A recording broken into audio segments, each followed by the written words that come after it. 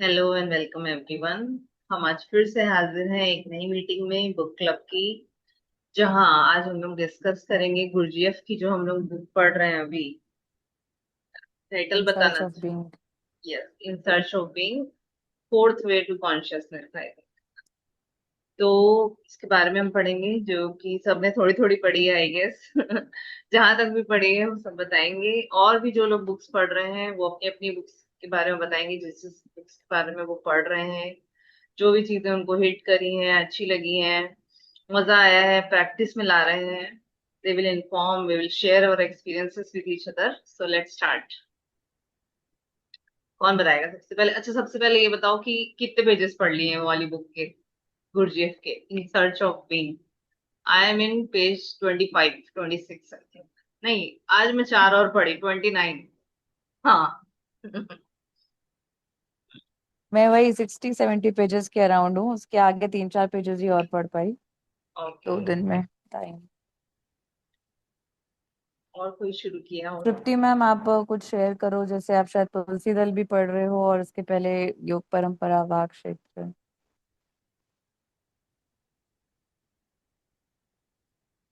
आपको ऑडिबल है तृप्ति ma'am? Unmute कर लीजिए प्लीज।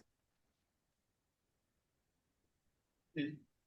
हाँ, ऑडिबल मतलब बहुत ज्यादा नेटवर्क इशू हो रहा है एक्चुअली। बार बार अपने आप ही डिस्कनेक्ट हो रहा है, फिर ज्वाइन हो रहा है।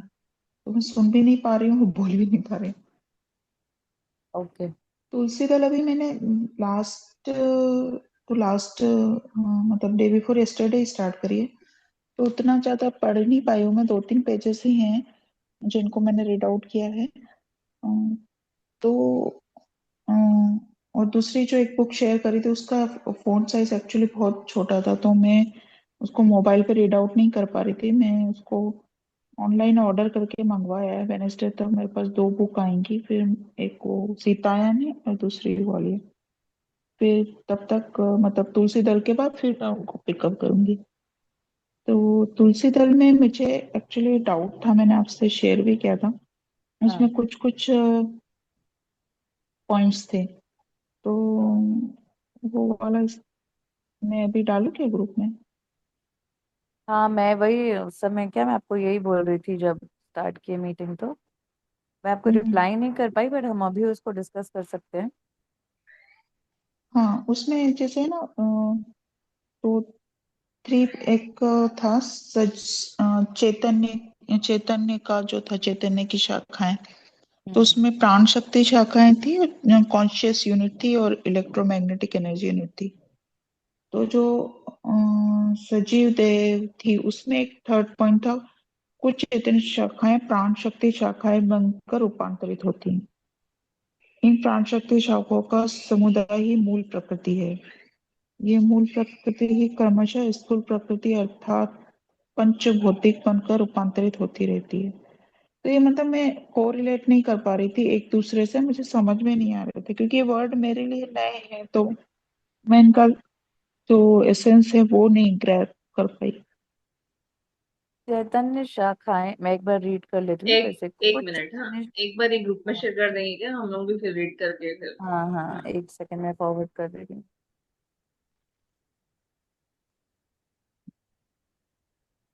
ओके। मैं बोलूं? हाँ बोलो। चैतन्य जो जो चैतन्य रूप है वो भौतिक, मतलब मैं समझ गया जो भी उन्होंने कहा। वर्ड टू वर्ड तो मैं नहीं रिपीट कर पाऊंगा, लेकिन जो बात, मतलब जो समझ में आने लायक वाली बात है उसमें जो पत्री सर कहना चाह रहे हैं, तुलसी दल का है ना ये। हाँ जी। हाँ, जी। पत्री सर ये कहना चाह रहे हैं कि चैतन्य मतलब कॉन्शियसनेस, जो ऊर्जा, जो यूनिवर्सल एक एनर्जी जिसे हम कॉस्मिक एनर्जी कहते हैं, या फिर सिंपल रूप से अगर समझा जाए, प्राण शक्ति, जो जीवन ऊर्जा हमारे अंदर है जिस वजह से हम जीवित हैं। जैसे हम जी। श्वास लेते हैं, जैसे हम श्वास लेते हैं, हमारा दिमाग काम कर रहा है, हमारा हृदय धड़क रहा है, हमारे और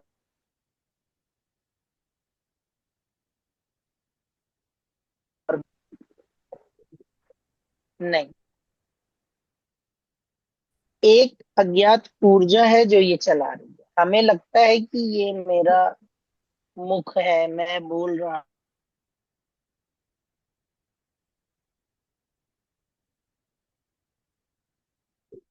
तब भी तो ये सारी चीजें चल रही होती है।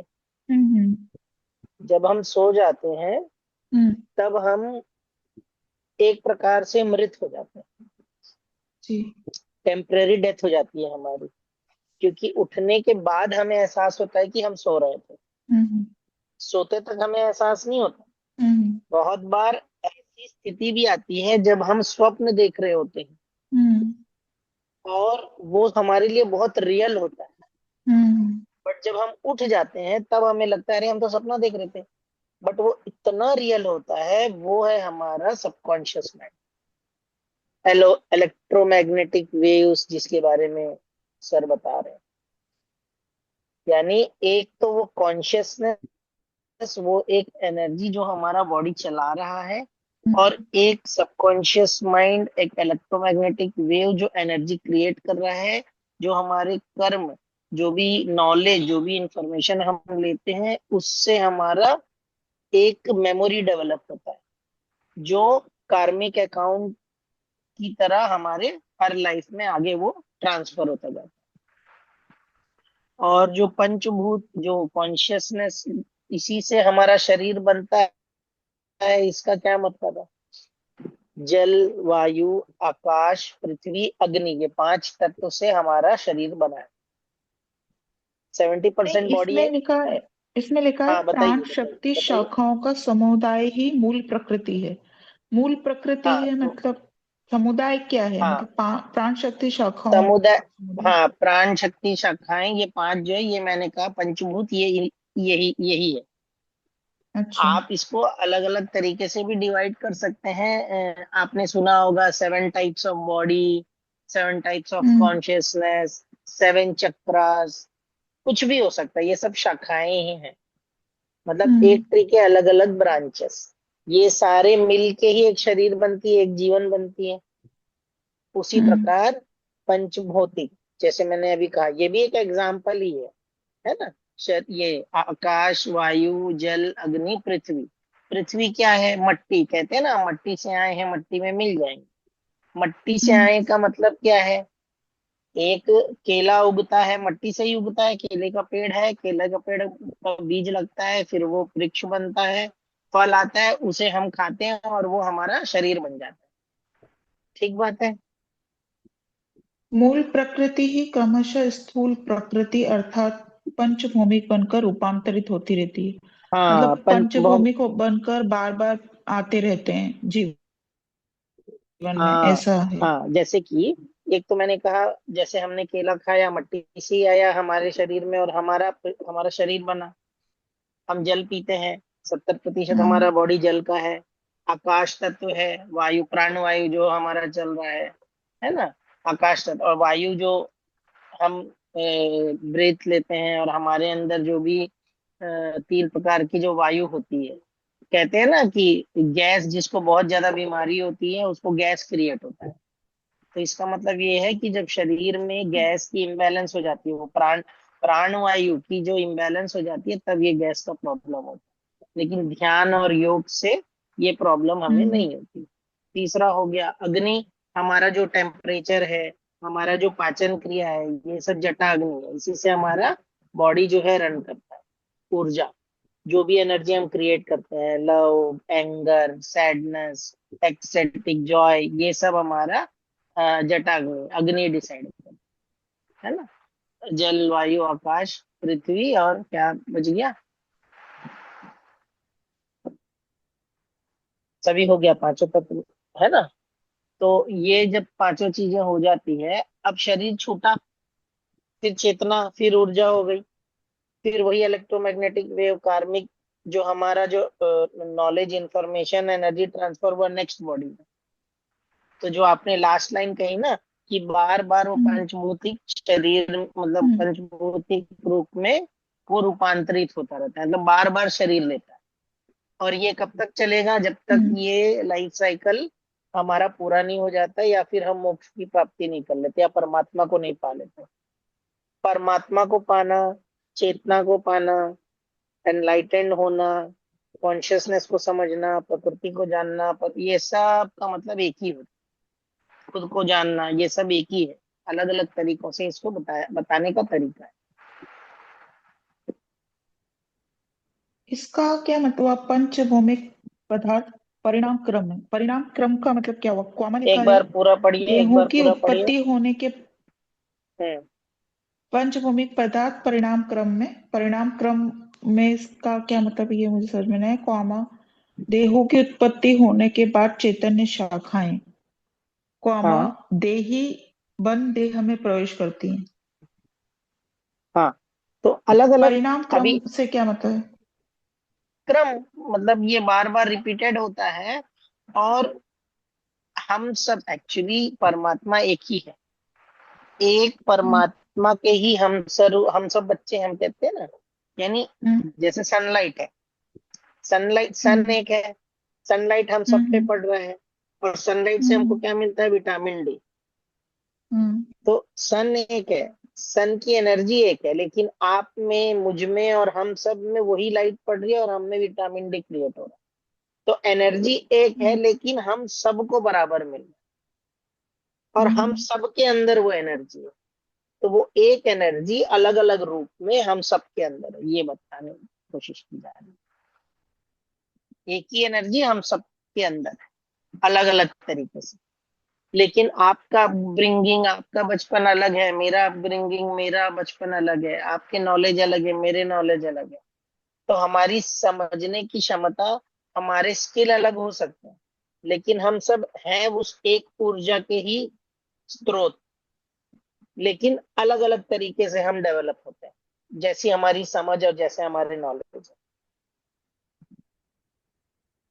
ठीक है। इस बुक का नाम है तुलसी दल। तो इसका मतलब क्या हुआ? बुक का टाइटल का क्या मतलब है? उससे क्या सेंस निकलता है? तुलसी दल एक्चुअली, पत्री सर, बहुत पहले मैंने एक बार सुना था। इस बुक को जब एक्सप्लेन कर रहे थे, एक मास्टर हैं जो पत्री सर के बहुत क्लोज है, उसमें देखिए एक फोटो होगा, दो ठो तुलसी का ऐसा पत्ता निकला होगा, हम्म है ना? तो वो डिनोट हाँ करता है, जैसे जो तुलसी का जो पत्ता है, हमेशा सिंगल कभी नहीं चढ़ाना चाहिए, ऐसे कहते हैं।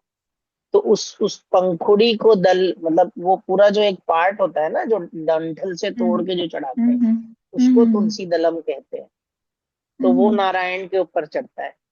तो हम्म एक्चुअली में वो कहने का मतलब ये है, और वो जो है वो दो, जो दो वो है पत्ते जो उसके निकले हैं, तो वो शक्ति और शिव, मतलब एक प्रकार से ऊर्जा। और जो अभी ये रिया जी अभी एक स्टोरी डाली थी, जिसमें कल या परसों एक स्टोरी डाली थी, जिसमें उसमें उसमें इसका मीनिंग दिया हुआ है। रिपीट कर पाएंगे क्या वो word? Energy and Tulsi. Consciousness. Consciousness. हाँ, एनर्जी एंड कॉन्शियसनेस को शिवा इज डिनोट करता है। कॉन्शियसनेस, शक्ति इज हाँ, एनर्जी। इन इन दोनों को मिला के ही एक जीवन बनता है। कंप्लीट, हाँ, कंप्लीट लाइफ बनता है, कंप्लीट जीवन बनता है। और ये जो है, जैसे विष्णु के चरणों में, विष्णु मतलब यहाँ का मतलब है परमात्मा, यानी अल्टीमेट कॉन्शियसनेस, उसको अर्पित करते हैं। तो ये दोनों को हम्म मिला के, यानी जब तुलसी दल अर्पण करेंगे तो हम परमात्मा हम्म को पालेंगे। तो जब हम स्वयं तुलसी दल बन जाएंगे, जब हम हम्म स्वयं कॉन्शियसनेस और एनर्जी को सम्मिलित कर लेंगे, सीख लेंगे, जब हम ये नॉलेज गेन कर हम्म लेंगे, और जब हम उस परम चेतना में पहुंच जाएंगे, तो हम उस परमात्मा को पालेंगे। तो उस अच्छा। सेंस में उसका नाम तुलसी दल रखा गया। जी। ठीक है। आपको बात क्लियर है जो मैंने कहा, या जो भी और भी कोई क्वेश्चन है आप पूछ सकते हैं, मतलब सेटिस्फाइड और नॉट, आप बता सकते हैं।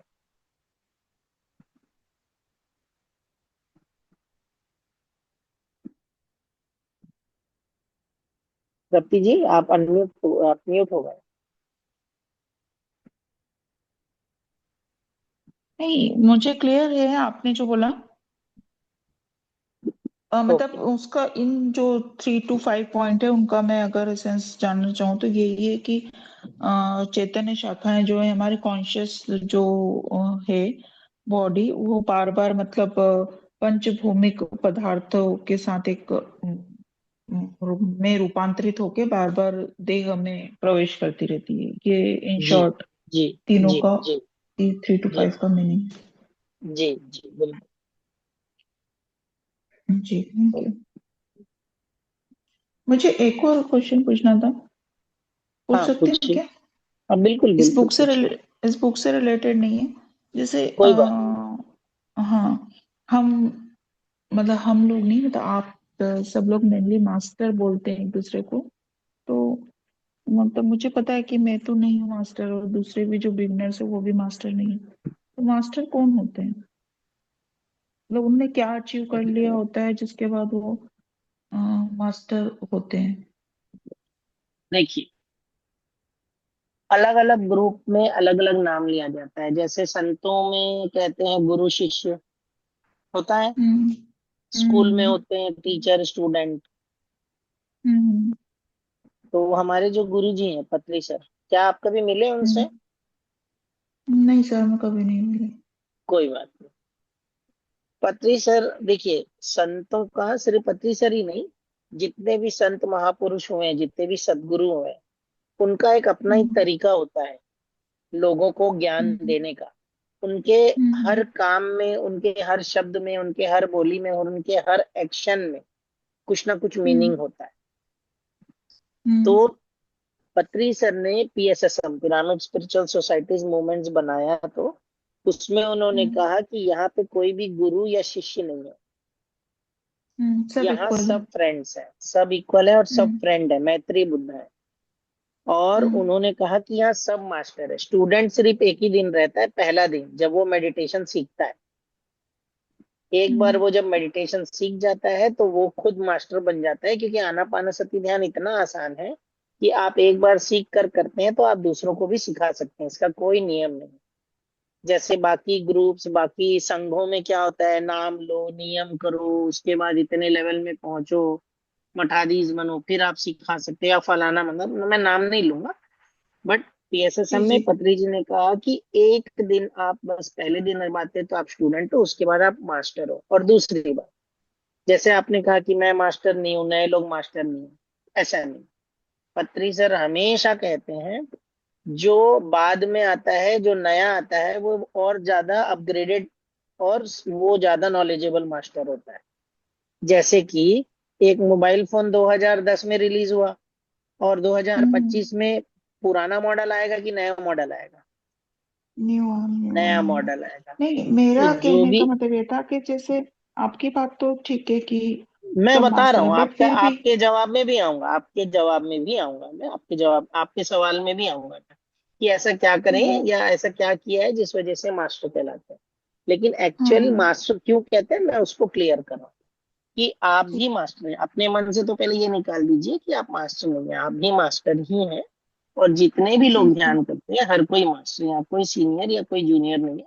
बस कुछ लोग हम्म कुछ दिन पहले आए हैं और कुछ लोग कुछ दिन बाद आए हैं। और हम्म मास्टर इसलिए कहते हैं पत्री सर सबको।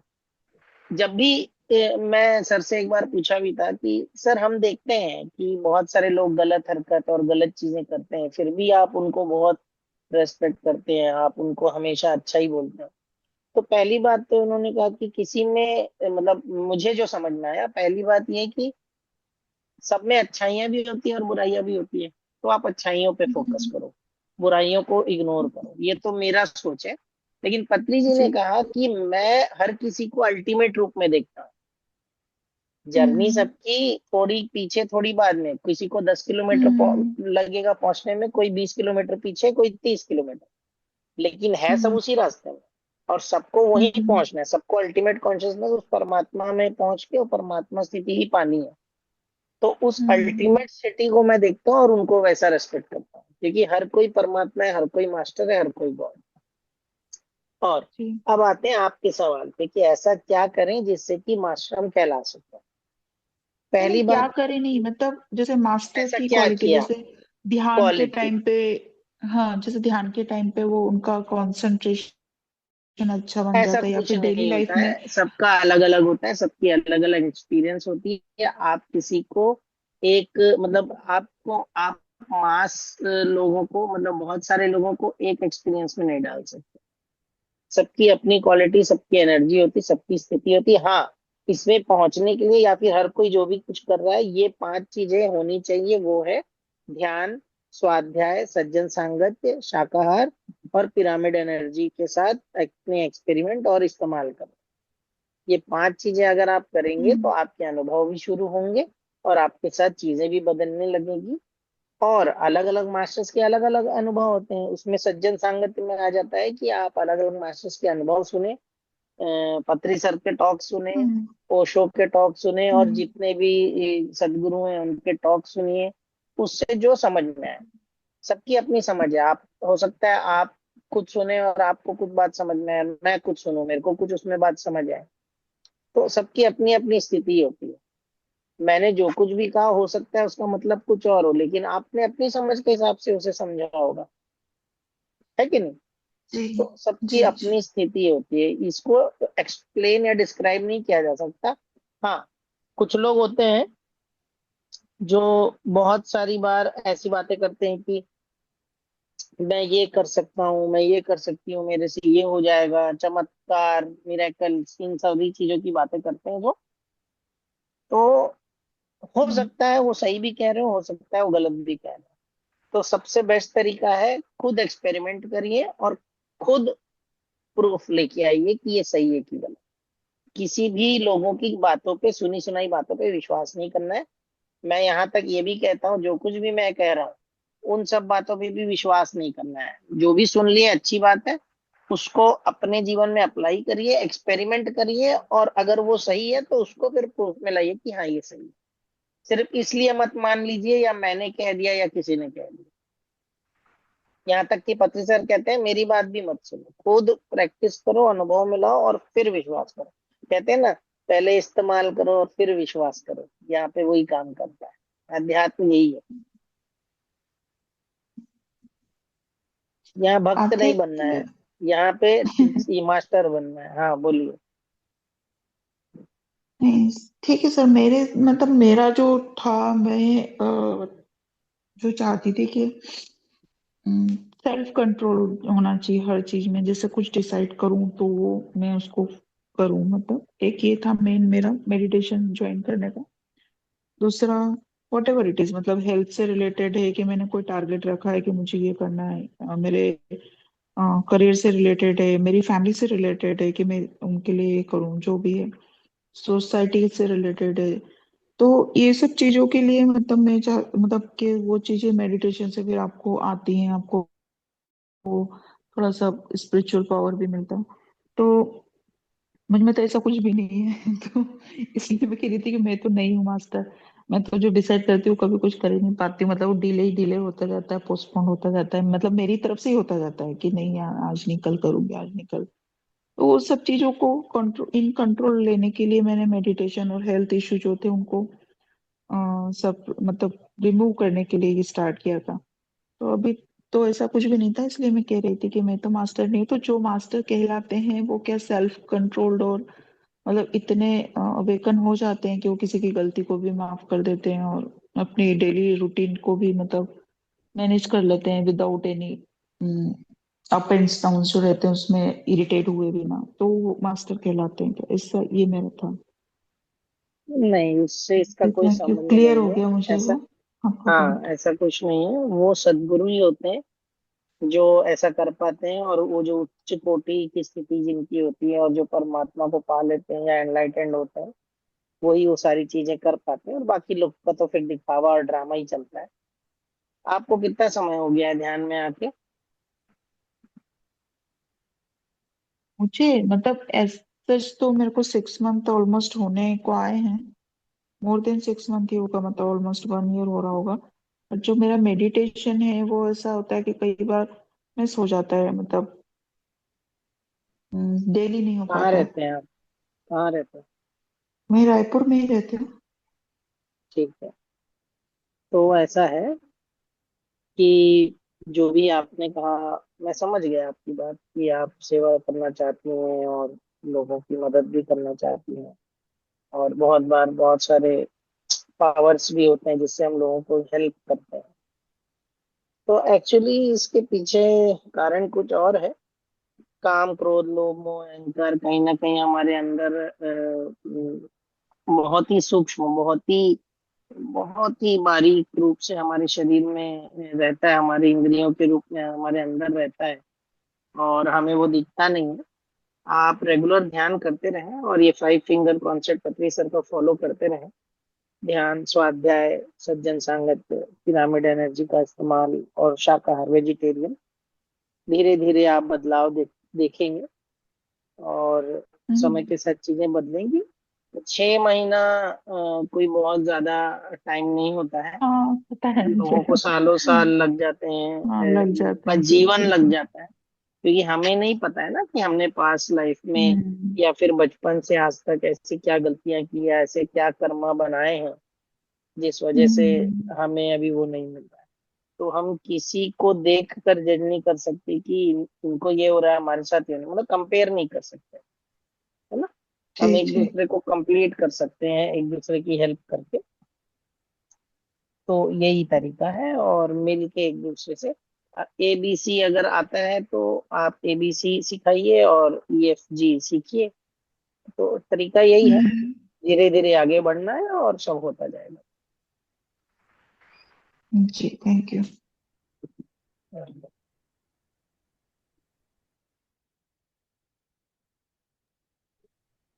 Thank you so much, Tripti ma'am, for asking all these questions, and Sanjay ji for answering so beautifully. तो कंटिन्यू करते हुए हम बुक की तरफ चलते हैं जो अभी हम रीड कर रहे हैं। तो मैं रिया से बोलूंगी कि वो अपना एक्सपीरियंस बताए, अभी तक जितना भी पढ़ी है वो क्या समझ में आया, क्या लर्न की। ऑलमोस्ट 60-70 पेजेस पढ़े मैंने ये गुरजेफ की बुक के in search of being a fourth way to consciousness. Book जब पढ़ना स्टार्ट किया तो बिल्कुल भी इजी लैंग्वेज नहीं लग रही थी। मैंने सोचा इंग्लिश है तो फ्लुएंटली मतलब इजीली समझ में आ जाएगा, बट इनकी लैंग्वेज और इनका समझाने का तरीका इज नॉट सिंपल इनफ जो हम सोचते हैं मोस्टली। बट अगेन जो एक मास्टर होते हैं, एनलाइटन बीइंग होते हैं, वो हर किसी का एक अपना एक तरीका होता है चीज़ों को करने का। तो इनका तरीका मुझे थोड़ा अलग लगा। मैं पहली बार इनकी बुक पढ़ रही हूँ, इसके पहले मैंने कभी नहीं पढ़ा है इनको, सुना है इनकी बातें कुछ कुछ। और पढ़ना स्टार्ट किया तो शुरू के कुछ पन्ने तो मेरे को पल्ले नहीं पड़ रहे थे। धीरे से जैसे मेन गुरजीएफ का कंटेंट आया तो मुझे अभी तक इतना समझ में आया कि ये भी वही सारी बातें बता रहे हैं जो हर एनलाइटेंड बीइंग बताते हैं कि कॉन्शियसनेस क्या होती है, हम कौन हैं, व्हाट आर वी, कहाँ से चीजें आ रही हैं, मतलब ये क्रिएशन का स्टार्ट कैसे हुआ। और 7 बॉडीज के बारे में भी इन्होंने रिफर किया है, सिंपल लैंग्वेज में नहीं, थोड़ा घुमा के बताया है कि फिजिकल बॉडी है, इसके अलावा और भी लेयर्स ऑफ बॉडी होती है, एस्ट्रल बॉडी होती है। तो एस्ट्रल बॉडी को इन्होंने हायर फीलिंग सेंटर बताया है, मेंटल बॉडी को इन्होंने हायर थिंकिंग सेंटर बताया है। तो वोकेबलरी अलग है थोड़ी, बट समझ में आ रहा है कि ये भी वही चीजें समझाना चाह रहे हैं जो हमने पत्री सर के टॉक्स में भी सुना है और दूसरे मास्टर्स की बुक में भी पढ़ा है, ओवरऑल PSSM की बुक्स में। तो हाँ, इस इनको पढ़ने में एक पर्सपेक्टिव थोड़ा नया खुल रहा है, दिमाग थोड़ा ज्यादा खुल रहा है, नए तरीके से सोचने का, मतलब नए चीजों को देखने का एक माइंड को प्रेशर जा रहा है कि नहीं सिर्फ एक ही टोन में पढ़ना इज नॉट नेसेसरी, इनको भी पढ़ो समझो। ऑल्सो ये बुक को पढ़ने से पेशेंस बढ़ रहा है। डायरेक्टली वो पेशेंस सिखा नहीं रहे, बट वो बुक इतनी स्ट्रांग है कि उसको पढ़ते पढ़ते बहुत पेशेंस लग रहा है कि 3 पन्ने हुए हैं। जिस स्पीड में हम लोग 10 पन्ने कर सकते हैं तब इनकी बुक के 2 पन्ने हो रहे हैं कि ठीक है ये एक बोल रहे हैं, इनका इसका ये मतलब है, उसका वो मतलब है। तो अब जैसे इंडेक्स से ही मैं रिफर करूं, जो जितना मेरे को याद है जो पढ़े, जब जैसे स्टेट्स ऑफ कॉन्शियसनेस या एसेंस एंड पर्सनालिटी एक इसका एक चैप्टर है जिसमें वो यही बता रहे हैं कि एसेंस यानी जो आपका मूल चैतन्य है, जो एक्चुअल आप कॉन्शियस स्टेट में रहते हो। पर्सनालिटी जो आपको सोसाइटी से मिलती है, जो आप जन्म लेने के बाद बाहर से चीजें ग्रास्प करते हो, अपने पेरेंट्स से, अपनी सोसाइटी से, अपने आसपास की चीजें देख के जो बच्चा सीखना चालू करता है, ये सब बाहरी चीजें जो हम सीखते हैं वो हमारी पर्सनालिटी डेवलप होती है। एक है एसेंस, तो ये उस चैप्टर में यही बता रहे हैं कि दो चीजें, एक एसेंस एक पर्सनालिटी। पर्सनालिटी तो आपको बाहर से मिल जाती है, बट आपको वापस वो एसेंस तक रीच करना है, तो अगेन आपको मूल चैतन्य तक पहुंचना है, तो आप कैसे पहुंचोगे, तो वो उसको पहुंचने के बारे में भी बात कर रहे हैं। अच्छा, अब इन्होंने 3 लॉ ऑफ 3 फोर्सेस, एक चैप्टर है इसमें, 3 पन्नों का चैप्टर है, उसमें इन्होंने बहुत अच्छी चीज बताई है और 2-3 तरीकों से उसको लिंक भी किया है। जैसे 3 फोर्सेस में पॉजिटिव, नेगेटिव और न्यूट्रल। हम लोग हर कोई ये लैंग्वेज में बात करते हैं कि ये पॉजिटिव फील हो रहा है, ये नेगेटिव फील हो रहा है, या ये न्यूट्रलाइज्ड है। तो वो बता रहे हैं बहुत सिंपली, उन्होंने ये बताया है इसमें कि ये तीनों हमेशा साथ में काम करते हैं। भले न्यूट्रल कभी दिखता नहीं है, कोई एक ही डोमिनेंटली दिखता है आपको, पॉजिटिव या नेगेटिव, बट ये तीनों पैरेलली हमेशा साथ में काम करते हैं। और इसमें उन्होंने ये भी कहा है, जो हम लोग आजकल ज्यादा ध्यान भी देने की कोशिश कर रहे हैं अवेयर रहने के लिए या साक्षी भाव से देखने के लिए, तो उन्होंने ये भी हिंट किया है इसमें कि यदि आप अवेयर होके वो चीज को देख रहे हो, तो वो तीनों ही फोर्सेस अनफोल्ड होंगे, पॉजिटिव, नेगेटिव और न्यूट्रल। तो उससे आप आपका लाइफ थोड़ा ज्यादा इजी हो जाएगा। फिर ये रे ऑफ क्रिएशन तो खैर मैं अभी पहुंची हूँ, इसके अलावा भी वो मिल्की वे, ये पूरी क्रिएशन के बारे में भी बताए हैं कि एक एब्सोल्यूट से बिगिनिंग हुई, फिर वहां से जैसे डिसेंड होकर, या एक मुझे प्रॉपर वर्ड नहीं मिल रहा है, उससे वो मिल्की वे में बने, मिल्की वे से प्लैनेट्स आए, मतलब गैलेक्सी आई, फिर मिल्की वे, फिर प्लैनेट्स आए, फिर अर्थ आया। यानी हम कितने एब्सोल्यूट से डिस्टेंस में हैं। एब्सोल्यूट यानी वो तीनों का एक सारे फोर्सेस की एक ऊर्जा, मूल चैतन्य को वो एब्सोल्यूट रेफर कर रहे हैं। फिर उससे थोड़ा और डिसेंड होके एनर्जी जैसे मटेरियलाइज हो रही है, कॉन्शियस ब्रेक हो रहा है, तो वो मूल चैतन्य ब्रेक होकर नेक्स्ट लेवल पे गैलेक्सीज क्रिएट हो रही है। तो वो क्रिएशन का स्टेप अपने तरीके से बता रहे हैं, जो मैंने एक बुक में और भी पढ़ा था, कॉन्वर्जेशंस विद गॉड, उसमें भी उन्होंने ये तो बताया था कि कहाँ से वो चीजें बनना चालू हुई, कैसे ब्रेक हो रही है चीजें। यानी एक मूल चैतन्य ऊर्जा से, कॉन्शियसनेस से वो मटेरियलाइज हो होके, ब्रेक हो होके हम ये पृथ्वी में, अर्थ में, फिजिकल बॉडी में एंटर किए हैं। बट अंदर एसेंस क्या है, उस तक पहुंचने के लिए, अब इसके टाइटल में ही जैसे वर्ड है, इन search of being the fourth way of consciousness. तो ये बीइंग यानी हम हैं कौन, अल्टीमेटली अंदर क्या है, वो जो चीज चल रही है, वो ऊर्जा क्या है, उसको पहुंचने तक की ये किताब है। अभी तो इसे 50-60 पेजेस, 60-70 पेजेस हुए हैं। अच्छा, इसमें एक और चीज मैं, इनिशियली इसमें ये चैप्टर है मैन कैन नॉट डू। तो इनिशियली तो समझ में नहीं आ रहा था ये बोल क्या रहे हैं।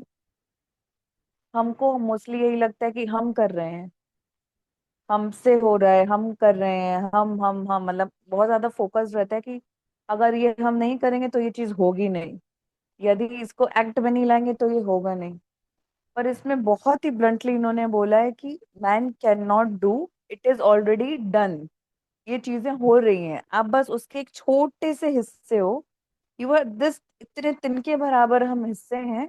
ये पूरी घटनाओं जितनी भी घट रही हैं, उसको होने के हम इतने से हैं। तो यदि हम नहीं भी हुए तो भी वो चीजें घटित होंगी, तो भी वो चीजें होंगी जो भी ब्रह्मांड में चल रही हैं। पर ये सारी चीजों को एक्सपीरियंस करने के लिए हम यहाँ पर आए हैं, और we are this much only. तो वो जो ऊर्जा का इतना छोटा हिस्सा है वो इस शरीर में एंटर किया है, और ये शरीर के थ्रू हम एक्सपीरियंस कर रहे हैं। तो इसके थ्रू चीजें हो रही है, वो ये समझा रहे हैं। तो जो हमारा पैटर्न बना हुआ है आज तक इतने जन्मों से, इतनी जगहों से, वो तोड़ने के लिए एक रियलिटी चेक है कि तुम कुछ नहीं कर रहे हो। और ऐसा सोचो भी नहीं कि ये नहीं करो तो वो नहीं होगा, तो ये जैसे हम बहुत सारा प्रेशर भी लेते हैं, कभी बहुत ज्यादा वो भी परेशान भी होते हैं।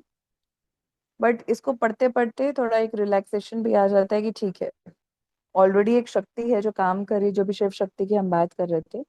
शक्ति ऊर्जा है, शिवा कॉन्शियसनेस है। तो शक्ति और शिवा जब मिल जाएंगे, तो ये कॉन्शियसनेस से जब अवेयर होके ये ऊर्जा और शक्ति, ऊर्जा और कॉन्शियसनेस दोनों मिलेगी, तो ऑटोमेटिकली सारी चीजें हो जाएंगी।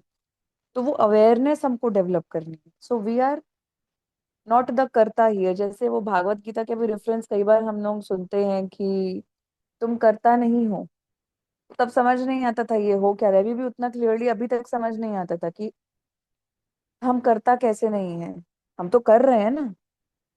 बट जब हम अवेयर होना सीखेंगे, है ना, दो कदम पीछे होके समझेंगे और सोचेंगे कि मतलब जब देखेंगे तो समझ में आएगा कि ये चीजें घटित हो रही है, हम उसके हिस्से हैं और हम देख रहे हैं पीछे होके। तो ये जब अवेयरनेस डेवलप होगी तो चीजें ऑटोमेटिकली होने लग जाएगी। तो जब हम सोचेंगे, जब हम सिर्फ हमारे सोचने मात्र से वो चीजें एक्शन में आ जाएंगी, जो कहते हैं सोचने से, बोलने से और कर्म से। तो वाक शक्ति भी हमने पढ़ी। तो थिंकिंग, स्पीकिंग और एक्शन ये ऑटोमेटिकली सिंक में आ जाएगा। कब आएगा? जब हम इंटरफेयर करना छोड़ देंगे। मोस्टली मैक्सिमम टाइम हम लोग सब इंटरफेयर ही कर रहे होते हैं, अपने सोच पे हमारा कोई काबू नहीं होता, हमारे शब्दों पे हमारा कोई काबू नहीं होता, बस एक पैटर्न में हम चलते हुए आ रहे होते हैं।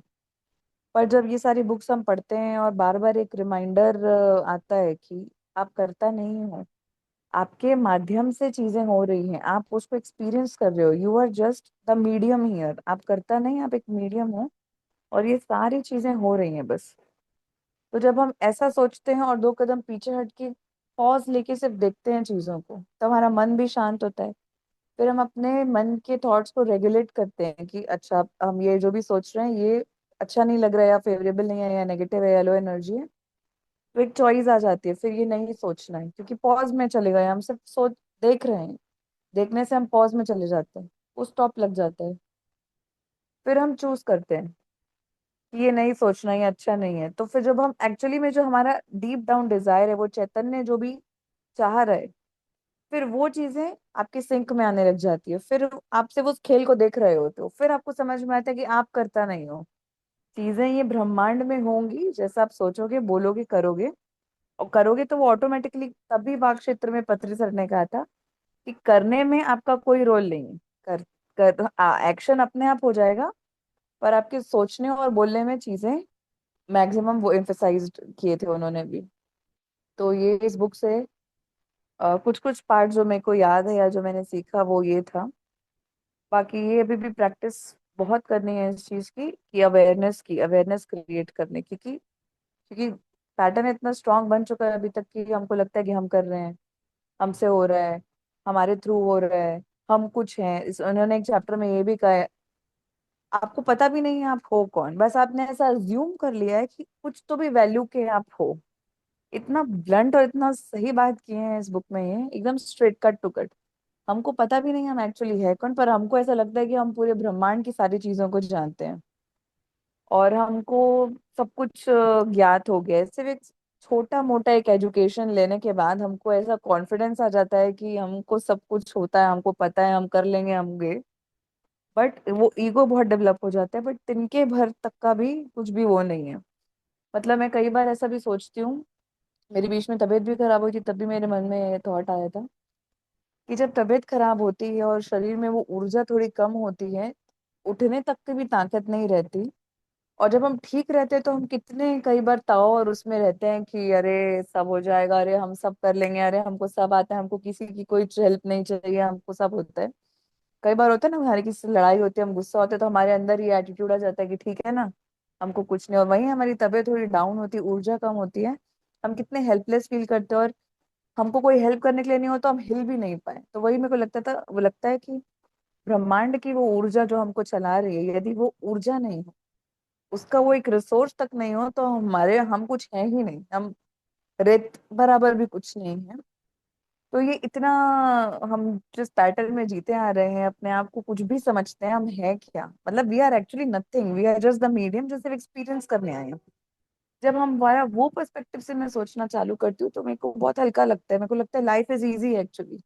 जब हमको कुछ करना नहीं है, जब सिर्फ एक मीडियम और कुछ भी चीजें एक्सपीरियंस करनी है एक मीडियम की तरह, तो इतना टेंशन क्यों, इतना लोड क्यों? और मेरे को कोई कुछ बोल भी रहा है कभी अपने दूसरे भाव में, तो मैं मुझे हर्ट भी नहीं होता वो फीलिंग। तो बात वो एक पर्सपेक्टिव से कर रहे हैं, पर उसमें इतने सारे पर्सपेक्टिव्स होते हैं, उस समय जो हमारी स्थिति है वो हमको हिट हो जाए, मतलब जितना हमारा उतना अवेयरनेस या नॉलेज का लेवल है उतना हिट हो जाए, वो सीख जाए, उतना भी बहुत लगता है फिलहाल के लिए तो। तो ये था मेरी तरफ से ये बुक का, जितना भी मेरे को अभी तक समझ में आया। बहुत बढ़िया, बहुत अच्छा था। और मैं जितना पढ़ी हूँ वो रिलेट कर पा रही थी उतना पोर्शन, कि हाँ स्टार्टिंग चैप्टर्स में ही बताया था कि तुम लोगों को पता भी है कि क्या कोई तुम हो कौन, मतलब ये सब एक्चुअली हाँ सोसाइटी वाला ही पार्ट था पूरा, कि जो भी पर्सनालिटीज हम लोग को दे दिए हैं, थॉट्स दे दिए हैं, पैटर्न्स दे दिए हैं, वो सारे ही इकट्ठा करके हम लोग ये सोच लेते हैं कि we are like this only.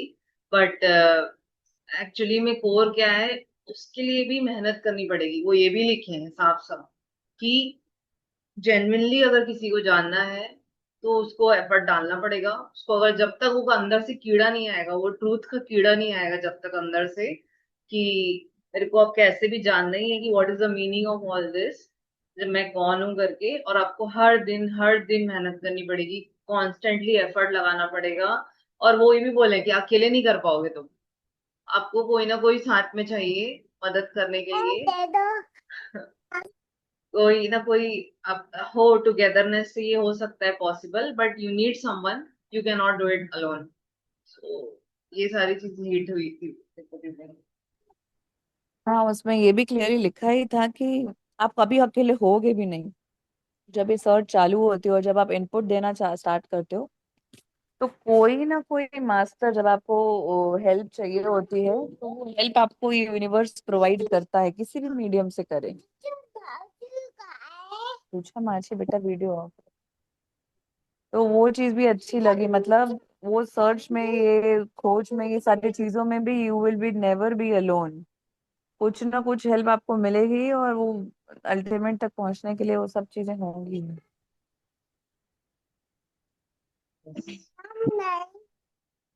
So I guess और कोई ये बुक अभी तक नहीं शुरू किया है, तो हम लोग बाकी लोगों से पूछते हैं कि उन्होंने जो बुक पढ़ी है उसके बारे में वो बताएं। कविता मैम, आप शायद ओशो की बुक पढ़ रहे हैं अभी, राइट? उसके बारे मैम में। मैं तो ये पढ़ रही हूँ, लेकिन अभी जैसे रिया ने बताया कि हम करने वाले कोई नहीं, वो होता है। तो जो हम ज्वेलसी या एकदम किसी से चाहते नहीं है, गुस्सा करना, ज्वेलसी करना, तो वो ऑटोमेटिकली होता है या वो हम कर रहे हैं करके? क्योंकि उन्होंने बताया कि हम करना नहीं चाहते पर होता है करके, मतलब हो रहा है सब अपने आप। तो ये चीजें भी हो रही हैं या हम कर रहे हैं, ये कुछ कंफ्यूजन ऐसे। देखिए एक्चुअली में होता क्या है कि मन ही है ये, जो सर ने बताया था ना, काम क्रोध लोभ मोह अहंकार, इसके कारण ही ये सभी इमोशंस जो है वो सामने आते हैं, और मन का ही है ये सब, जो पांच विकार है ना, तो मन के ही है।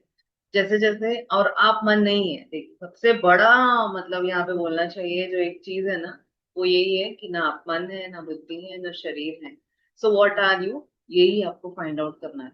जब आप इन सब चीजों से अपने आप को डिस्टेंस करना शुरू कर देंगे, जैसे ही इमोशन उठता है ना, तो आप बात करिए उस इमोशन से, मन से बात करिए कि दिस इज नॉट ट्रू। किसी के लिए जेलसी उठ रही है, सो टॉक टू दैट मन कि भाई ठीक है, they have that quality, they have gained from so many life times that quality, and I have to get inspired Hindi from में, दैट। हिंदी में बेटा, सॉरी, हिंदी में। कि आपको उस चीज सीखना है। मतलब जब भी इमोशन उठ रहा है ना, जेलिसी का या एंगर का, कोई भी इमोशन, तो आप अपने मन से बात करना शुरू कर दीजिए कि ये मन मैं नहीं हूँ। सबसे पहले तो ये मेरा विचार नहीं है, ये मन का विचार है जो कि मैं मन नहीं हूँ। और फिर मन के साथ आप उसको काटेंगे कैसे, विचार को विचार से काटेंगे, कि अगर वो कुछ नेगेटिव इमोशन क्रिएट कर रहा है तो आप उसको रिवर्स में अच्छा इमोशन दीजिए, उससे बात कीजिए और अपने आप को डिस्टेंस कीजिए। सबसे पहले तो उससे दूर करिए कि रिवर्स इमोशन डालना चाहिए। मैं एक्चुअली ओशो की बुक से ही पढ़ी थी, उनकी वीडियो से ही सुनी थी मैं ये बात, इसीलिए मैं आपको बता पा रही हूँ कि वो भी यही बोलते हैं कि ये सारे इमोशन आएंगे ही आएंगे, you can not decline that, कि ये होना बहुत नेचुरल है, but how can we help ourselves in that situation, हम कैसे मदद कर सकते हैं अपने आप की इस स्थिति में।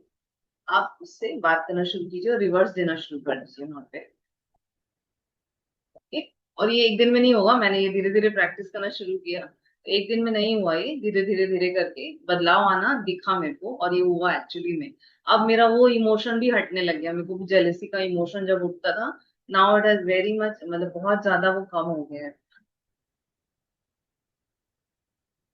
जैसे कंपैरिजन वगैरह, ये भी सब इमोशन के पार्ट है। हाँ, यस यस, यस, कंपैरिजन भी आपका विचार ही है, ये आपका मन ही है। और ये सब देखिए हमारे ना ऑल टाइम एक्चुअली तो में मतलब हर टाइम बच नहीं, मैक्सिमम जब हम रहते हैं तो ये हावी होता ही है, किसी ना किसी टाइम ये अटैक करता ही है, तो वो माइंड पर बहुत बुरा अफेक्ट करते हैं। तो देखिए आप मन यहाँ। को देखें, हम्म। आपको ये पता चल रहा है ना कि आपके अंदर कंपैरिजन उठ रहा है या जेलेसी उठ रही है या जजमेंट उठ रहा है, ये आपको अब पता चल रहा है यदि, तो अब अगला स्टेप है कि आप उसको देखो कि ये उठ रहा है। वो तो देखते जब हैं लेकिन उसका सॉल्यूशन नहीं मिलता है कि देखने के बाद क्या करें, ये हो रहा है ये नहीं करना चाहिए, वो तो थर्ड स्टेप नहीं समझ में आता है। जब आप देखोगे ना तो आप एक ब्लैंक स्टेट में आ जाते होगे कि अब क्या, अब देख तो रही हूँ, अब करूँ क्या। यस। तब आपको पॉजिटिव इमोशन पुट करना है। जैसे। जब वो ब्लैंक हो जाते हो ना, अब जैसे आपको किसी से जेलेसी फील हो रही है, यस।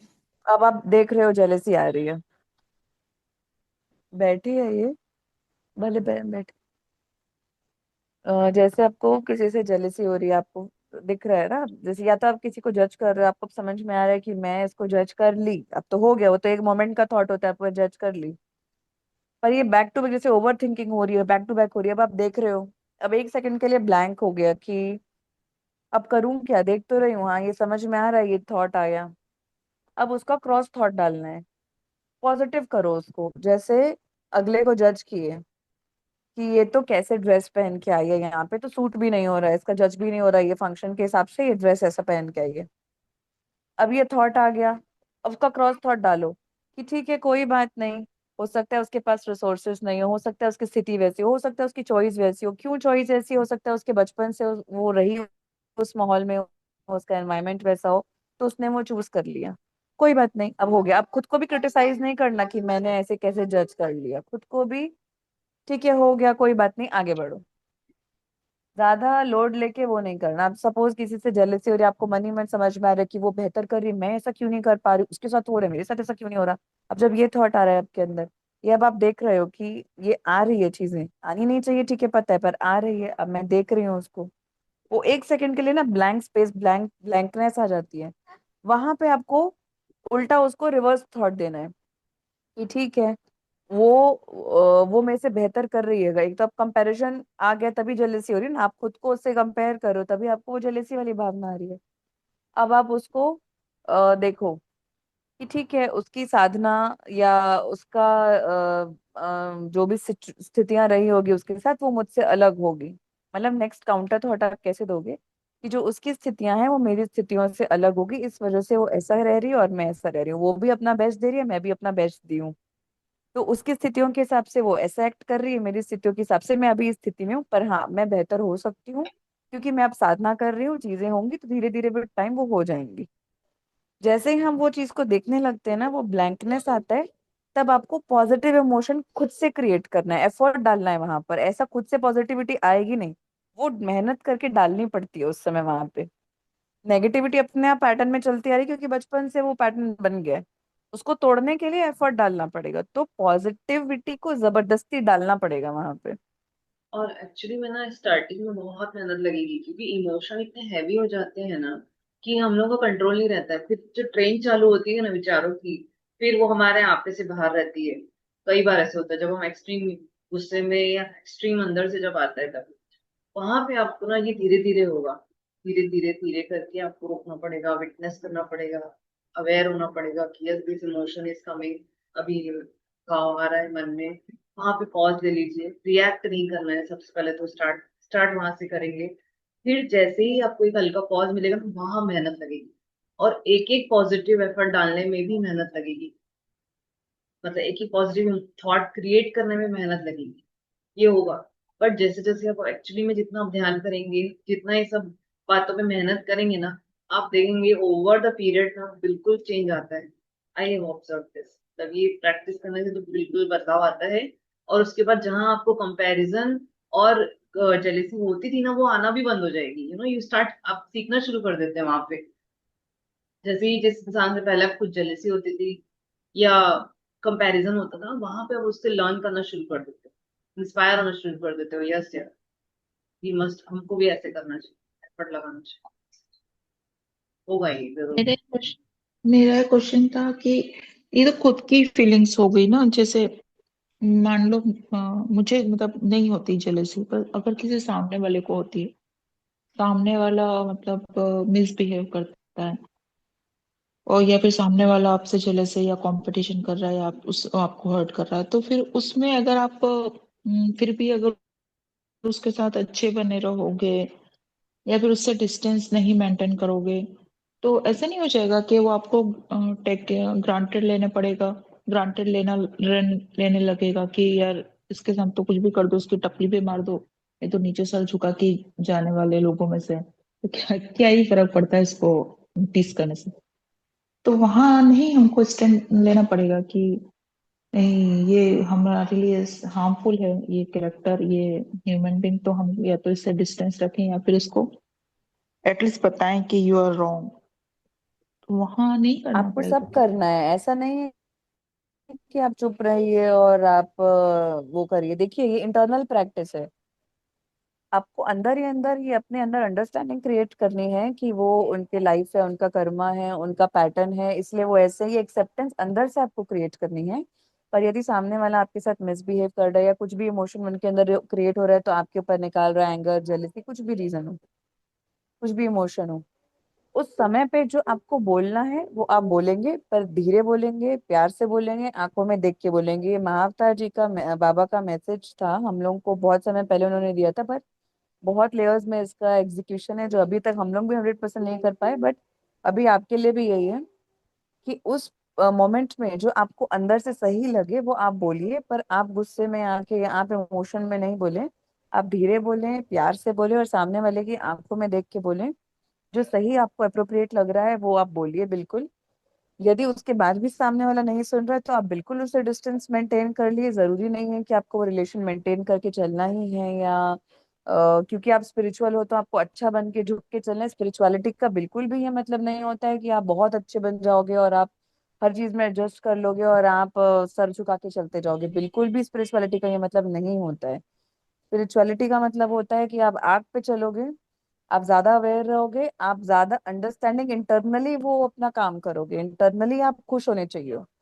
स्पिरिचुअलिटी का मतलब अपने को अंदर से बैलेंस और हैप्पीनेस फील होनी चाहिए। बाहर से जो करना जरूरी है वो तो हमको करना ही है, पर प्यार से करेंगे, धीरे से करेंगे और आंखों में देख के बोलेंगे तो ये बहुत इजी और बेहतर तरीके से हो जाएगा। कभी कभी हम कंट्रोल नहीं कर पाए इमोशंस, तो कभी एंगर एंगर भी आता है, चीजें भी होती है, सब होता है, कोई दिक्कत नहीं है। पर विथ टाइम प्रैक्टिस करते करते अपने आप ये चीजें होती जाएंगी। आ जाएगा। ठीक। Thank you. थैंक आप लोग है यू। ना, मतलब उम्र में बहुत छोटे हैं पर बहुत समझदार हैं। मतलब जिस तरह से, क्योंकि ये ना बहुत सारे क्वेश्चन रहते हैं जिन जब आप स्पिरिचुअलिटी से जुड़ते हो ना, तो आप नहीं मतलब उसका आंसर निकाल पाते। तो अगर कोई आपको एक्सप्लेन कर देता है ना, तो आपको समझ में आ जाता है कि हाँ इसका मतलब ये नहीं है। आपको आप अपने लिए स्टैंड ले सकते हो। हाँ बिल्कुल लेना भी चाहिए। पत्री सर के ही मैंने उसमें सुना, दो तीन एक बार टॉक में भी सुना मैंने सर का। सर बोलते हैं कि अभी आज ही एक टॉक सुना, बी सेल्फिश।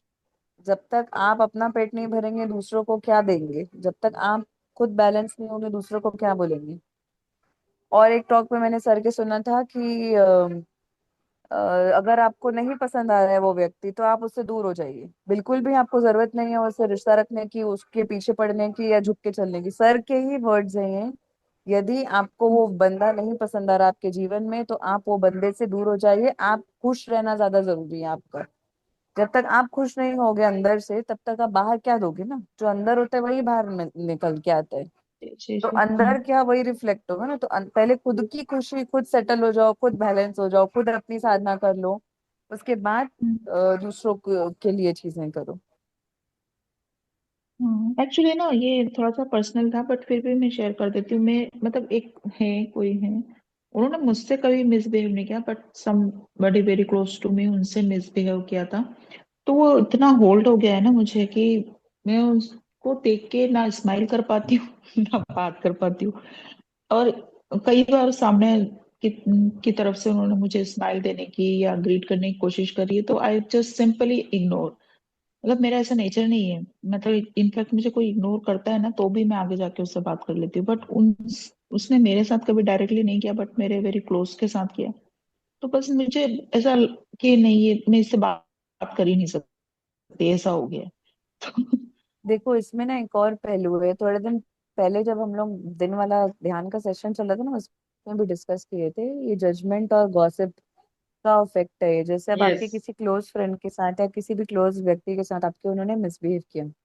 अब इसके दो तीन पहलू हो सकते हैं। ये हो सकता है कि उन दोनों का कोई कार्मिक बॉन्ड हो जिस वजह से उन्होंने उनके साथ ऐसा किया हो। आपका उनके साथ कोई कार्मिक बॉन्ड नहीं हो, इस वजह से आपके साथ उन्होंने कुछ भी मिसबिहेव या कुछ भी ऐसा नहीं किया जिससे आपको हर्टफुल और हर्ट फील हो। अब वो आपका जो क्लोज व्यक्ति था उसने आपको आके बताया, तो ये तो गॉसिप करना हुआ। नहीं नहीं, वो मेरे फैमिली मेंबर हाँ ही है, मतलब मतलब कोई ऐसा भी हो। गॉसिप वाला पॉइंट नहीं नहीं था। नहीं, फैमिली हाँ। में भी इंडिविजुअल टू इंडिविजुअल चलता है। फैमिली के अंदर भी अगर हम किसी तीसरे व्यक्ति के बारे में कुछ भी बातें कर रहे हैं, बातें बना रहे हैं, that also is included in gossip only. अब इसमें करना क्या है, देखिए अब बात तो करेंगे परिवार में, परिवार में बात नहीं करेंगे तो बातें समझ में कैसे आएंगे ना, बॉन्ड हम्म कैसे होगा। परिवार में बात होगी। अब आप जिस अब क्योंकि आप स्पिरिचुअल हो और आप स्पिरिचुअल नॉलेज गेन कर रहे हो, आप अपना विजडम बढ़ा रहे हो, तो अब आपको कैसे एक्ट करना है। आपको कॉन्शियसली सबकी बातें सुनो, पर हम्म अंदर ही अंदर अब आपको अपने आप ऊपर काम करना है। जैसे अब उसने बताया कि वो फलाने ढमकाने व्यक्ति ने ऐसा ऐसा किया, तो अब आपको भी बुरा लग रहा है कि उसने मेरे घर वाले के साथ ऐसे किया, तो मेरे को अब वो नहीं पसंद आ रहा है। अब आपको यहाँ पे अपने अंदर एक अंडरस्टैंडिंग डेवलप करनी है कि हो सकता है आप उस फैमिली मेंबर और उसका कोई कार्मिक अकाउंट हो जो सेटल होना हो, तो हो गया। दूसरा, अगर आपको बात करने का मन नहीं कर रहा है तो आप मत करिए, बट अपने अंदर वो एक्सेप्टेंस या वो न्यूट्रलाइज्ड इमोशन क्रिएट करिए कि कोई बात नहीं, जो होना था वो हो गया, वो अपने रास्ते जाए, आप अपने रास्ते जाए। वो माफी दे के लेके अपने अंदर से खत्म करो। जब तक आपके अंदर अनसेटल्ड इमोशन रहेगा ना, तो इमोशन भी एक कर्म क्रिएट करते हैं ना। जो भी हमारे अंदर सोचते हैं, बोलते हैं और काम करते हैं, तीनों कर्म में आते हैं। तो आपके हम्म अंदर सब जो इमोशन उनके प्रति क्रिएट होगा, वो आपकी तरफ से कर्मा क्रिएट हो रहा है। हम्म तो आपको खुद के ऊपर काम करके वो इमोशन को न्यूट्रलाइज करना है। ये विजडम से होता है। विजडम जब हमको मिलता है ना हम्म कि ये उनका काम, वो उन दोनों का कार्मिक होगा, चलो सेटल हो गया, चलो वो अपने इंटरनली, इंटरनली बाहर से माफी लेने देने की बात नहीं कर रही हूँ, इंटरनल, थॉट हाँ लेवल समझ पर, गए। सोल हाँ। लेवल पर उनको, चलो उन्होंने किया होगा, माफ कर दिया, जाने दो, कुछ नहीं होता, हो जाता है। हर इंसान से गलती होती है। हम भी कई बार हम्म कितनों पे गुस्सा कर देते हैं या मिसबिहेव कर देते हैं, हम्म क्योंकि हम उस स्थिति पे नहीं रहते, उतनी बुद्धि नहीं रहती उस समय पे, बोल देते हैं गुस्से में। हम्म तो हमसे भी गलती हुई तो सामने वाले से भी हो गई, चलो कोई नहीं। तो अपने अंदर वो लेवल पे सेटल कर दो, तो आपकी तरफ से कोई कर्म नहीं बनेगा। भले आपको बात नहीं करनी, आप डिस्टेंस रहो, क्योंकि कई बार फैमिली बॉन्ड्स में वो चीजें होती है कि now you can not talk to that person, क्योंकि अब वो चीजें तो हो गई, खराब हो गई जो भी होना था, बट एक्चुअली अंदर से जिनके वो साथ चीज हुआ नहीं था होनी चाहिए। वो, उन्होंने तो उसको माफ भी कर दिया और स्टार्टेड। और आपके अंदर रह तो गया वो, इंप्रेशन। हाँ मेरे अंदर रह गया है, वो निकलता हाँ, नहीं तो है। वो यही चीज ना, यही स्पिरिचुअलिटी में अपन काम करते हैं दिन भर, जो बोलते हैं ना 24/7 काम करना पड़ता है। ये हर इमोशन के ऊपर जो हमको हिट हो रही है, जो समझ में आ रही चीज है, ऐसे ही हम हम्म काम करते हैं। अब कुछ आपको समझ में आया कि ये हिट हो रहा है, तो अब काम करो उस पे। ठीक है, माफ किया, दिया, लिया, खत्म हो गया, आगे बढ़ो, कुछ नहीं होता, क्योंकि हमसे भी गलती होती है, उससे भी हो गई, कुछ नहीं हुआ। ऐसे करके अपने आप को समझाना पड़ता है। पॉजिटिविटी ऐसे एफर्ट डाल के डालनी पड़ती है। Thank you. जी। आप बहुत थक जाते हो इस दिन भर में। नहीं बट ये टाइम निकालना, और मतलब आप मतलब जब खुद, मतलब मेरी एक फ्रेंड है, सॉरी थोड़ा सा एक्सटेंड हो जाएगा, उस वो भी स्पिरिचुअलिटी में है, तो उस वो बोलती है कि मुझसे कोई ज्यादा क्वेश्चन पूछता है ना तो मैं आंसर करना भी मतलब मुझे अजीब लगता है। तो जब मैं उसकी बातों को और फिर आप लोगों को देखती हूँ ना, तो मुझे लगता है कि आप लोग कैसे झेलते होगे टाइप की बातों को आंसर करते नहीं, हैं। ये एक्चुअली अपॉर्चुनिटी भी है ना, पर्सपेक्टिव का सब खेल है, अपॉर्चुनिटी है ये। सोचो, जब मैं अपना पर्सनल बता रही हूँ। मैं जब बहुत ही मेंटली, एक टाइम था जब मैं बहुत परेशान रहती थी, तो पत्री सर और अलग अलग हम्म मास्टर्स के थ्रू मेरे को ये सब हेल्प मिलती थी। इनफैक्ट जो संजय जी थे, जो अभी लीव कर दिए सेशन, वो कितना सारा हमको ये चीजें हम्म समझाते हैं, आंसर करते थे। एक इनिशियल, जब हम लोग इनिशियल फेजेस में थे, तो जब मेरे को वो मदद मिली, तो आई हम्म वॉज मच रिलीव्ड ना कि यार चलो बुद्धि सुलझी या चीजें समझ में आई। हम्म अब मेरे को वो अगर मौका मिले तो किसी और के साथ हो तो दिस इज अपॉर्चुनिटी ओनली ना, अच्छा लगता है हम्म, अंदर से। और दूसरी बात, बस अपना नॉलेज भी समझ में आता है जब हम लोग हाँ एक्सप्लेन करते हैं, तो खुद की स्थिति भी समझ में आती है कि कितना आपको पता है, कितना नहीं पता है, इतना। क्या एक्चुअली में सॉल्यूशन हो सकता है, प्रैक्टिकल एप्लीकेबिलिटी क्या हाँ, है नॉलेज की। तो बहुत हाँ, सारी चीजें क्लैरिफाई होती हैं। बोलते हैं ना कि a teacher is always a student only, कि वो हाँ। हर पूरा लाइफ बट टाइम जैसे मैंने, सीखते हैं। हाँ, पत्री सर को सुना है, ओशो को सुना है, कितना फ्लुएंटली बोलते हैं एक यस। टॉपिक पे, मैं गॉड, उनका पॉज ही नहीं होता है। मतलब, और हर एक सेंटेंस में सेंस होता है, ये नहीं कि कुछ भी बोल दिया, बोल, कोई वर्ड नहीं मिला तो दूसरा चिपका दिया, हर एक वर्ड बिल्कुल स्पेसिफिक होता है। क्लैरिटी रहती है बहुत, और बहुत, रिलेटेबल हाँ, रहता है। हाँ, बस आपको लिंक करने की देर है, क्या बोलना चाह रहे हैं, और अप्लाई करने की देर हाँ, है। जब एक्चुअली में लाइफ सिचुएशंस आती हैं, तब वहां पे याद आना चाहिए। सब अप्लाई करते हैं। इसीलिए बोलते हैं बार बार सुनो, बार बार सुनो, बार बार पढ़ो, सज्जन हम्म, संगति करो, ध्यान करो। ध्यान में हम्म, बैठने से ही बहुत सारे सॉल्यूशन मिल जाते हैं। ऐसा कई बार हुआ है हम्म, कि मेरे को, मैं इवन सुन भी लेती थी ना आंसर बाहर से, पर भी मेरे को सेटिस्फेक्शन नहीं होता था। तो जब भी मैं ध्यान करने बैठती थी ना, अपने आप I used to get the answer within, अंदर से आंसर आता है कि ये इसका जवाब है। वही रहता था जो बाहर है, बट कोई और तरीके से समझाते थे मेरे हाँ, को ध्यान में, वो मास्टर्स मदद करते थे। तो everybody is there to help us. Thank you Thank Aarti ji, you. Thank you Riya. Thank you. Thank नहीं, यू। मेरे को भी आरती बोलो। नो दीदी। याशी दी, आप मैंने कुछ बोल रहे थे, आरती, समय अनम्यूट आरती जी किए थे। बोला मैंने, ओके। आरती जी बोला।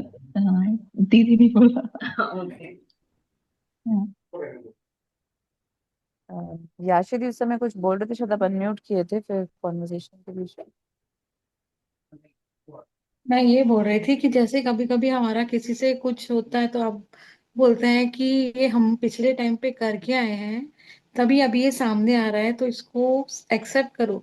लेकिन जैसे हम बाहर से सुनते हैं, जैसे मैथ्स में बताया 2 and 2 4, हमने एक्सेप्ट कर लिया 2 and 2 रीजन नहीं मालूम रहता है करके। तो ये हम्म। मतलब बाहर से एक वर्डिंग लगता है करके कि हम करके आए, लेकिन हार्डली वो एक्सेप्ट एक्सेप्टेड। नहीं होती कि हम करके आए करके। तो वो बड़ी कश्मकश रहती है कि अगर अच्छा बोलते भी है कि मेडिटेशन में बैठ के आप उनसे माफी मांगो, मतलब वो माफी मांगो ऊपर, फिर भी ऐसे लगता नहीं है कि वो क्लियर हुआ है करके। मतलब हार्डली जो क्लियर होना है वो नहीं होता है करके, मतलब एक वो ऊपर ऊपर से होता हम्म, है, अंदर से मतलब वो नहीं होता है ऐसे, इजीली एक्सेप्ट नहीं होता है बोला जाए तो वो कैसे होगा इजीली। ना दी। वो जब आप ध्यान की गहराइयों में थोड़ा उतरोगे ना, मतलब थोड़ा सा इंटेंस होने लग जाएगा ना जब आपका ध्यान, तो आपकी एनर्जी चेंज होगी, एनर्जी शिफ्ट होगी, एनर्जी बढ़ेगी, बोल लो सिंपल भाषा में। जैसे जैसे एनर्जी बढ़ती है अपने आप वो चीजें पूरी होने लगती है। तो ये जो आपको जैसे आती होगी ना, बाहर से आंसर मिलता था पर विश्वास नहीं होता था, आपका साथ भी वही हो रहा है। हम बोल तो देते हैं हाँ पास लाइफ का कर्मा है, तुम नहीं करके आए जो तुम भोग रहे हो। एक्सेप्ट कैसे करें, हमको क्या पता, हम तो इस जन्म में ऐसा कुछ नहीं है, हम तो सबके साथ अच्छा ही चले, फिर भी ये चीजें हो रही है। तो जब आप ध्यान में थोड़ा इंटेंस उतरोगे और जब आपको गुरु की कृपा से विजन्स फ्लैश होंगे ना, तो आपको चीजें दिखेंगी। फिर आपको लगेगा यार ये तो मैं ही करके आई हूँ सही में। फिर अंदर से वो आता है, अभी जैसे ऊपर ऊपर से आ रहा है, जैसे गहराई में उतरते होते हैं ना, अंदर से वो रियलाइजेशन हिट होते हैं। फिर अपने आप वो चीजें आपके साथ होंगी जो अभी आप नहीं हो रही और आप परेशान हो रहे हो ना। ये परेशान होना भी ठीक है, क्योंकि इनिशियल फेज में हर कोई ये चीज से गुजरता है। वो उतरते उतरते गहराई में अपने आप चीजें होने लग जाएंगी।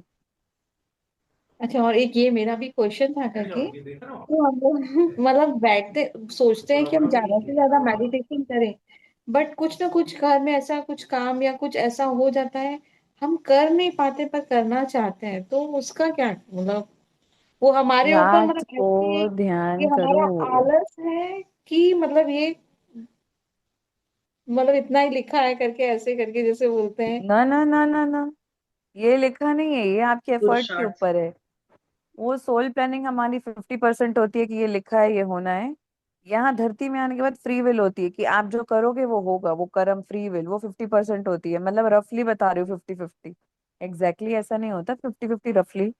50% लिखा है कि ये चीजें तो घटनी है, घटेंगी कर्मों और एक्सपीरियंस और सोल प्लानिंग के हिसाब से।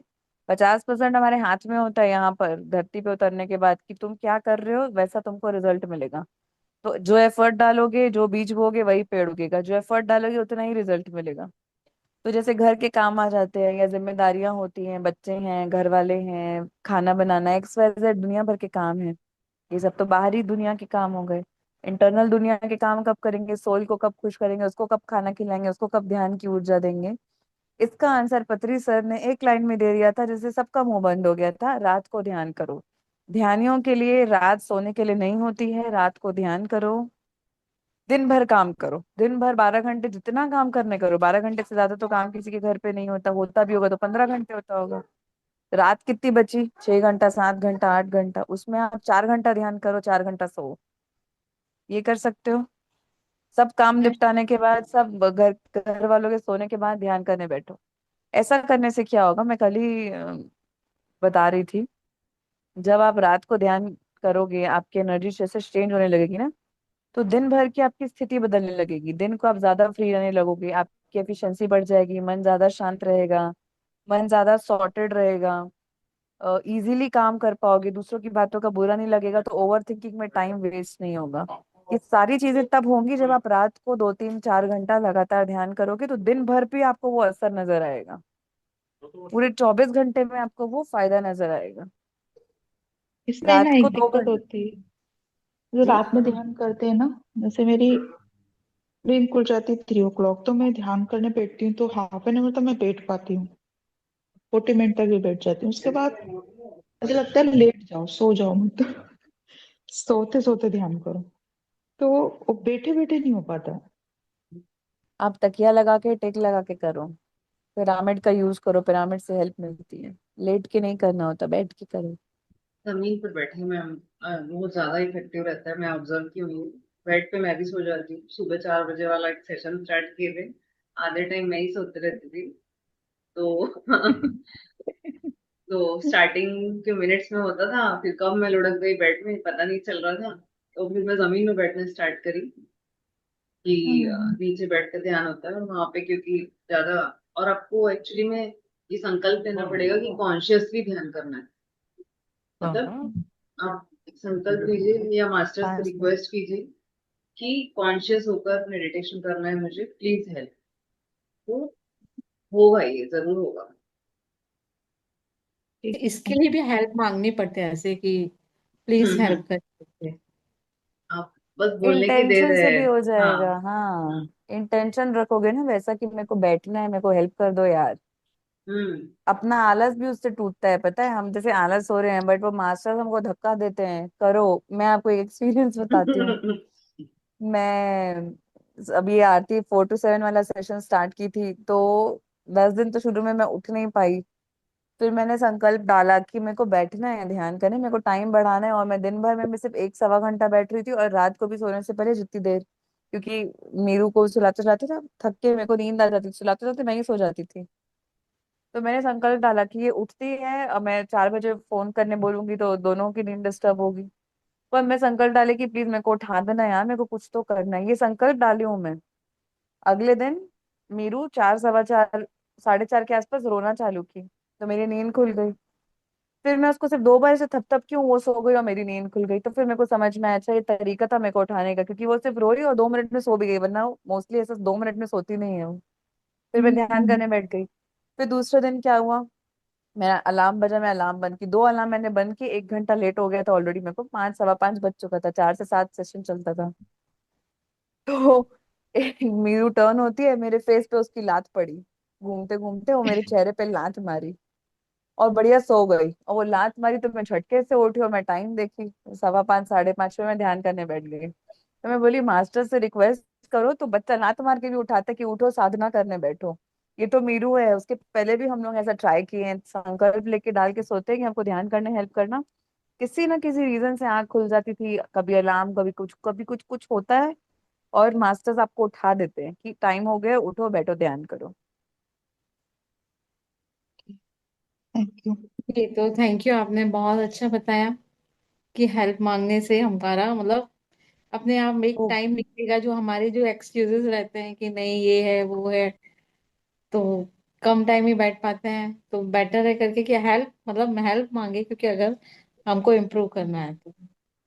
हाँ, संकल्प लो और मास्टर्स को पे ऊपर सरेंडर कर दो, उनको बोलो पूरी हेल्प करते हैं यार, सबकी करते हैं हम लोग को, तो इतनी बार हम लोग ये देखे हैं और एक्सपीरियंस किए हैं।